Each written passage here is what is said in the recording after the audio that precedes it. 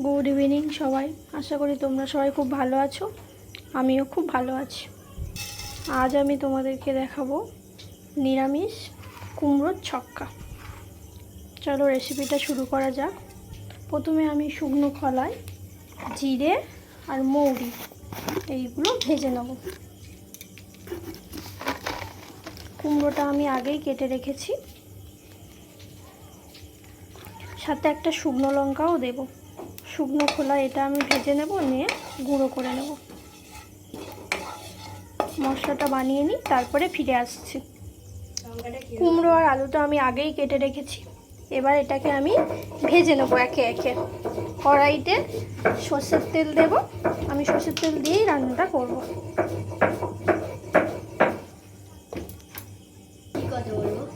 তেল গরম হয়ে গেছে, এবার আমি কুমড়োটাকে ভেজে নেব।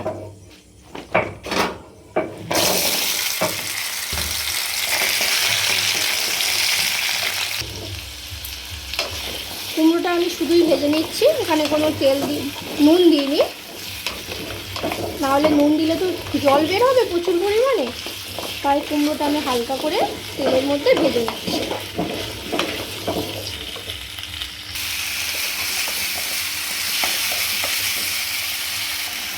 কুমড়োটা আমার হালকা করে ভাজা হয়ে গেছে, এবার আমি নামিয়ে নেব, নিয়ে আলুটাকে একটু ভেজে নেব।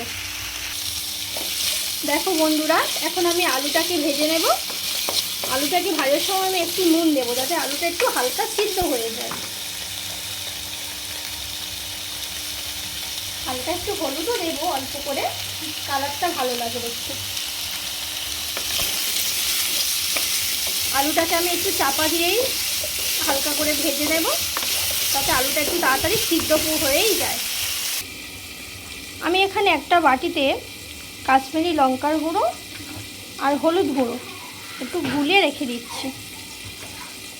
মশলার গন্ধটা তাহলে বোঝা যায় না, নিরামিষ কুমড়োর তরকারি তো, তাই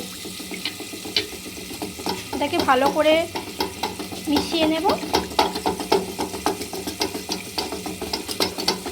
হলুদের কাঁচা গন্ধটা আর বোঝা যাবে না, বাটিতে করে আগে থেকে গুলে রাখবে।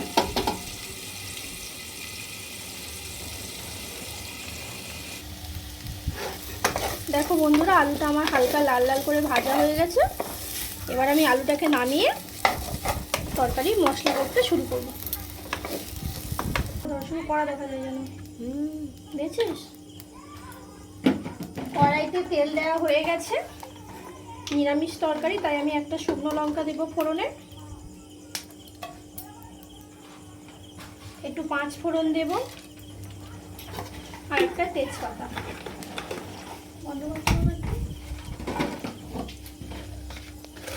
তেজপাতাটা যখন দেবো তখন স্টার্ট করবো, ঠিক আছে? মশলা থেকে হালকা হালকা ভাজা গন্ধ বেরোবে।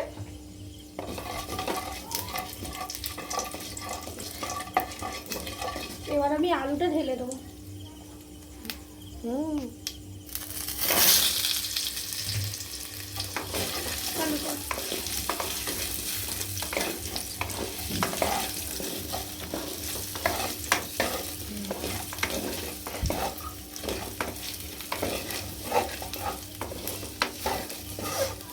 আলুটা আমার এর সাথে ভাজা হয়ে গেছে।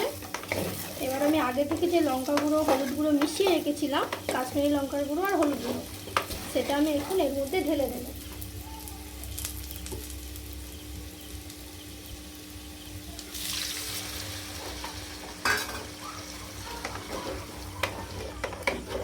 একটু চাপা দিয়ে রাখবো, একটু পরে আসছি।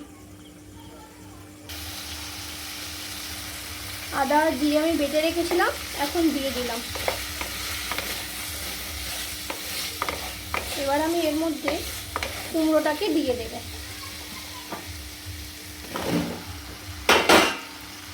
ভালো করে নেড়ে নেব, একটু কষিয়ে নেব।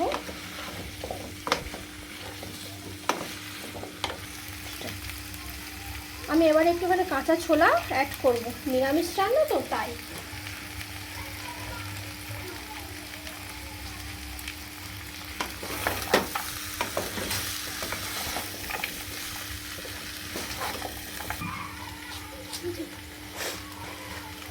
এখন আমি একটু চিনি দেব। তোমরা যদি চাও দিতে পারো, না হলে স্কিপ করতে পারো। একটু চিনি দিলে ভালো লাগে, টেস্টের ব্যালেন্সটা ঠিক থাকে। দেখো বন্ধু, আমি নুনটা তখন স্কিপ করেছিলাম, একটু দেরিতেই দিই, জলটা বেরোবে। এবার কুমড়োটা ভালোভাবে তাড়াতাড়ি সিদ্ধ হয়ে যাবে। এবার আমি নুনটা দিয়ে দিলাম। দেখো বন্ধুরা, তরকারিটার ঝোল প্রায় আমার একদম কমে এসছে। এই সময় আমি একটু একটু কাঁচা লঙ্কাটা ছড়িয়ে দেবো, জাস্ট দেখতে ভালো লাগার জন্য, আর একটু লঙ্কার ফ্লেভারটা হবে। কাঁচা লঙ্কাটাই দিয়ে দিয়েছি। এবার একটু সেই ভাজা মশলাটা, যেটা আমি আগে থেকে মশলাটা করে রেখেছিলাম, সেই মশলাটা আমি দিয়ে দেবো এবারে।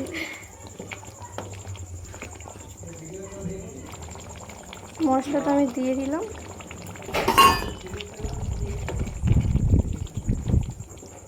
কারেন্ট চলে গেছিলো বন্ধুরা, এবার চলে এসেছে।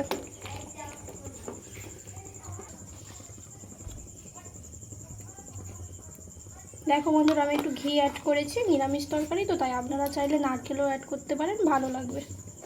দেখো বন্ধুরা, আমি খাবারটা নিয়ে চলে এসেছি। তরকারিটা আজকে আমাদের রুটির সাথে খাওয়া হবে, দেখি কেমন হয়েছে।